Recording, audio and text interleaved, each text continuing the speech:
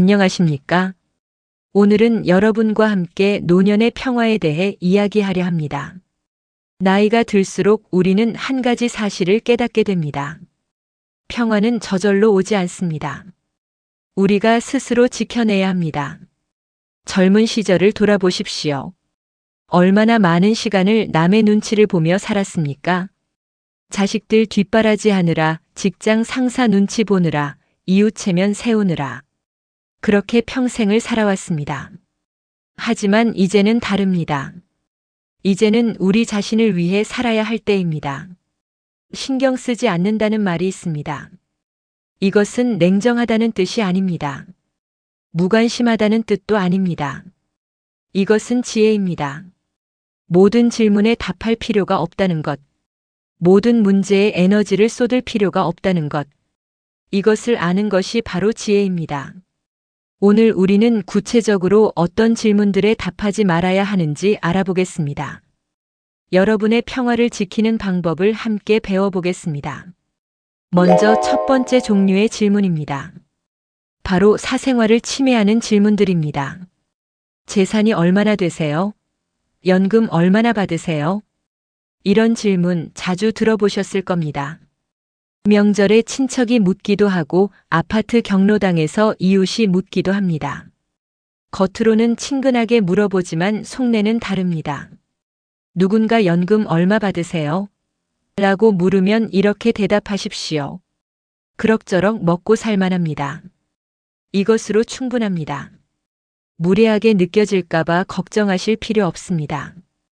오히려 이것이 지혜로운 태도입니다. 돈 이야기는 시기를 부르고 욕심을 부르고 사기를 부릅니다. 노년의 평화는 통장 잔고보다 훨씬 소중합니다. 자녀분들은 얼마나 잘 되셨어요? 이 질문도 마음을 아프게 합니다. 또 여러분의 가치는 자녀의 직함으로 매겨지지 않습니다.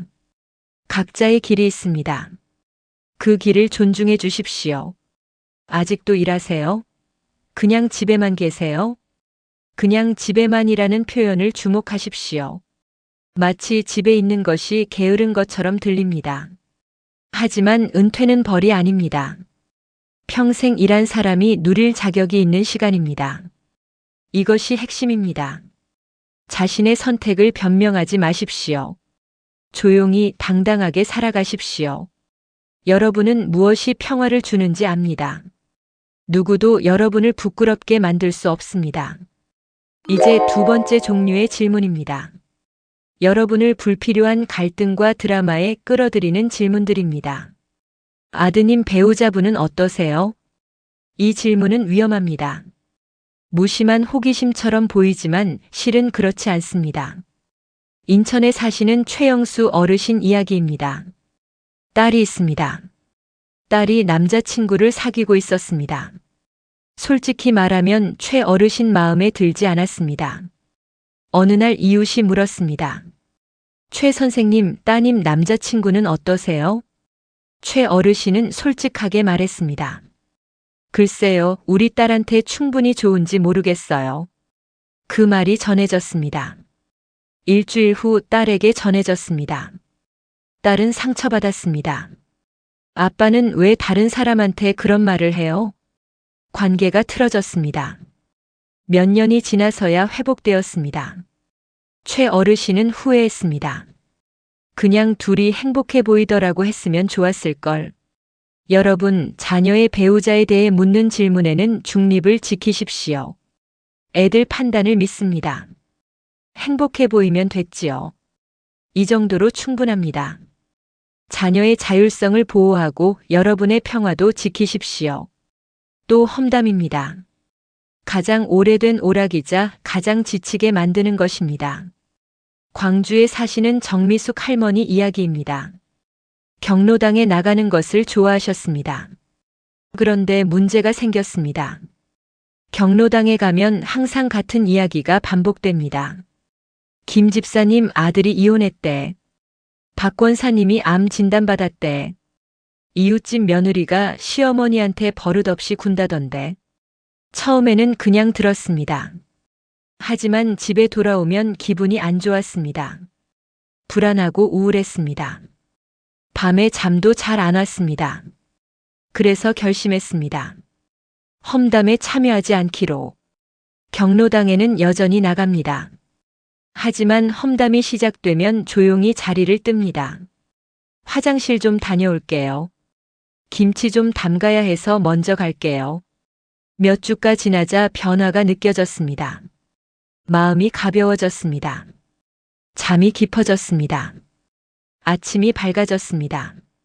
이것이 신경 쓰지 않는 힘입니다. 험담에 끼지 않는다고 해서 불친절한 게 아닙니다. 자신의 영혼을 보호하는 겁니다. 기억하십시오. 평화는 침묵이 있는 곳에서 자랍니다. 좀 도와주실 수 있으세요? 이 질문이 가장 거절하기 어렵습니다. 평생 남을 도우며 사셨으니까요. 대구에 사시는 김용태 어르신 이야기입니다. 70대 중반이십니다. 어느 날 친구가 전화했습니다. 용태야, 이사하는데 좀 도와줄 수 있나?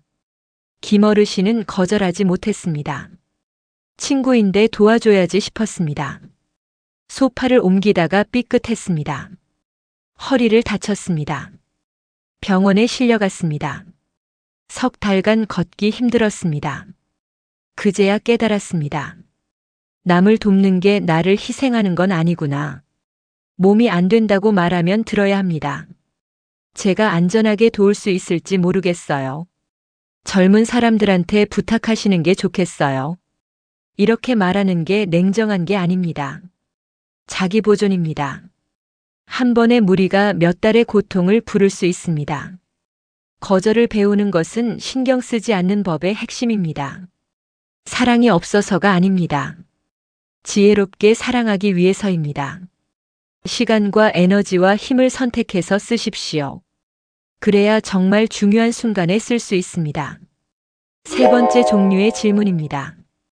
조용히 여러분의 에너지를 빼앗아가는 질문들입니다. 나이가 들수록 감정 에너지가 소중해집니다. 예전처럼 하룻밤 자면 회복되지 않습니다. 불필요한 대화 하나, 억지로 하는 설명 하나가 배터리를 소모시킵니다. 신경 쓰지 않는다는 것은 이런 뜻입니다. 내 평화가 우선이다. 왜 더 자주 안 나오세요? 이 모임에 오시지 그래요? 은퇴자들에게는 보이지 않는 압박이 있습니다. 계속 활동적이어야 한다는 압박.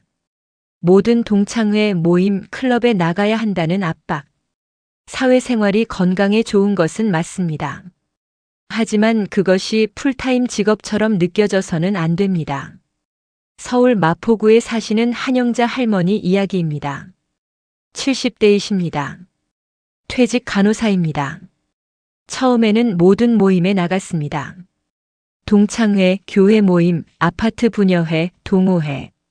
안 나가면 왕따 당할까봐 걱정했습니다. 그런데 집에 돌아오면 기진맥진했습니다. 끝없는 잡담과 억지 웃음이 감정 노동처럼 느껴졌습니다. 그래서 모임을 줄였습니다. 진심으로 관심 있는 2개만 남겼습니다. 원예 동호회와 독서 모임. 에너지가 돌아왔습니다. 웃음이 진심이 되었습니다. 이것이 성숙함의 아름다움입니다. 모든 곳에 속할 필요가 없다는 것을 알게 됩니다. 누군가 왜 더 자주 안 나오세요? 라고 물으면 이렇게 대답하십시오. 집에서의 평화가 좋아요. 시간을 어떻게 보낼지에 대해 설명할 필요 없습니다. 진정한 사회적 건강은 양이 아니라 질입니다. 카톡은 왜 안 보세요? 답장이 너무 늦어요. 요즘은 항상 온라인에 있어야 한다는 압박이 있습니다. 하지만 어르신들에게 이 디지털 압박은 지칩니다. 동창회방, 교회방, 동호회방. 매일 아침 수백 개의 메시지가 쌓여 있었습니다. 농담, 뉴스, 정치 논쟁. 아침이 스트레스로 시작되었습니다. 어느 날 결심했습니다. 대부분의 단톡방에서 나갔습니다. 일주일에 2번만 확인하기로 했습니다. 그해 최고의 결정이었다고 합니다. 가족과는 여전히 연락합니다. 하지만 본인의 시간표대로, 인터넷의 시간표대로가 아니라 디지털 시대에 신경 쓰지 않는다는 것은 이런 뜻입니다. 평화를 끊임없는 소통보다 우선순위에 두는 것. 기술은 훌륭한 도구입니다. 하지만 여러분이 주인이어야 합니다.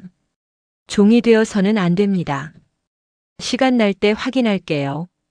이렇게 말하는 것이 괜찮습니다. 진심으로 여러분을 아끼는 사람은 이해할 겁니다. 그 정치, 종교 문제 어떻게 생각하세요? 이것이 가장 에너지를 빼앗는 질문일 겁니다. 이런 논쟁은 이해로 이어지는 경우가 드뭅니다. 대부분 싸움으로 이어집니다. 모두가 자기가 옳다고 생각합니다. 요즘 세상에는 의견은 시끄럽지만 경청은 드뭅니다. 이것이 감정적 지능입니다. 모든 논쟁에 참여해서 지혜를 증명할 필요 없습니다. 침묵이 무지를 뜻하지 않습니다. 승리보다 평화를 중시할 만큼 성숙하다는 뜻입니다. 기억하십시오. 세상을 진정시킬 수는 없습니다. 하지만 자기 마음은 진정시킬 수 있습니다. 설명을 적게 할수록 평화를 더 많이 지킵니다. 이것이 감정 숙달의 비밀입니다. 이제 마지막 부분입니다. 신경 쓰지 않고 사는 지혜에 대해 이야기하겠습니다. 신경 쓰지 않는다는 것은 사람들을 외면하거나 관심이 없는 척하는 게 아닙니다. 저는 이것을 감정적 미니멀리즘이라고 부릅니다. 영혼을 풍요롭게 하는 것만 간직하는 것입니다. 집이 어질러지면 청소합니다.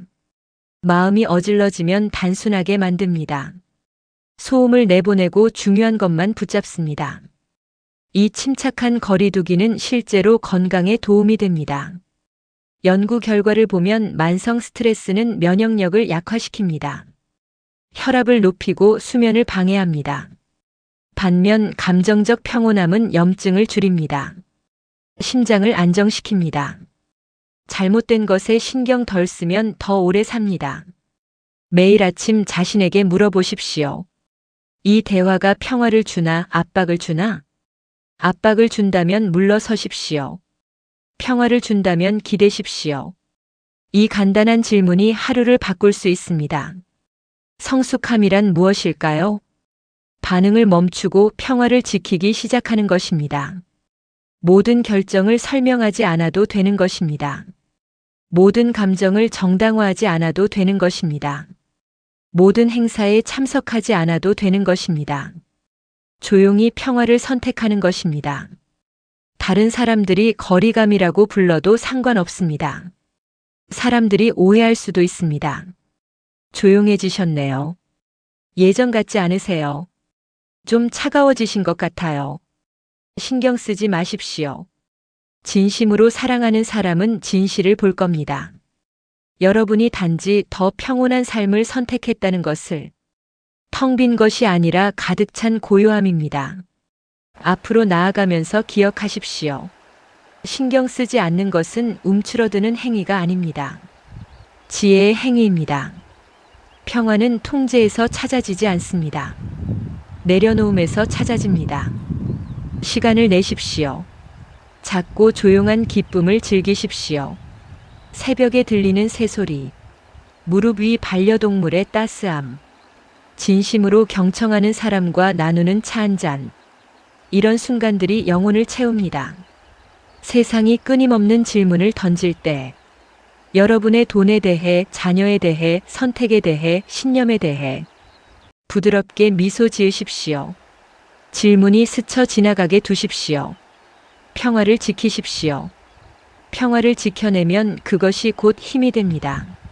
노년의 여러분은 세상의 설명을 빚진 게 아닙니다. 자신에게 평온함을 빚졌을 뿐입니다. 이것이 진정으로 신경 쓰지 않는다는 것의 의미입니다. 들어주셔서 감사합니다. 평화로운 하루 보내십시오.